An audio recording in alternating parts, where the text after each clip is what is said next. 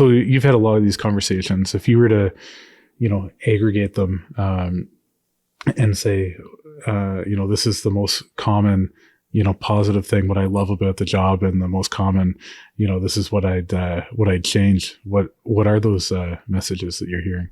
Hmm. If I had to choose the most common thing that people enjoy about the job, I think it's the feeling that they are actually getting to see the work completed. What they do is tangible. They can see the progress every day, and it's just not the case in a lot of jobs. And I think they understand that. They understand that going and sitting behind the desk. Like I do that myself, and I don't see it as much as many tangible results as I wished I did sometimes. Yeah. But they understand that like their job is unique in that sense, and that's something really that matters to them. And being outside as well is another thing.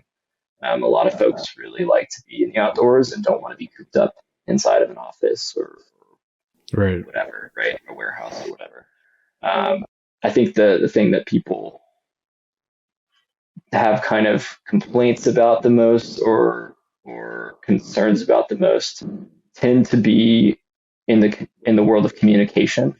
And so I think a lot of it is just I'm having a hard time getting information from somebody, or I'm having a hard time, I have to jump through these hoops to get this or that.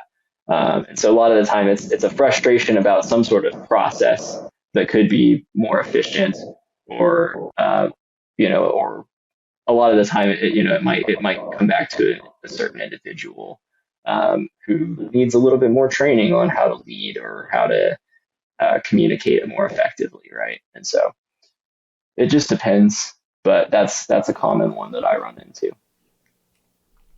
That's some awesome feedback for any listeners or business owners. We hear the same thing. Communication's key. You can't over communicate, right? So yeah, good feedback. Also, just wanted to say I really kind of recognize or feel the same thing with doing tangible work. I went to school for landscape architecture. I came out and I enjoyed designing.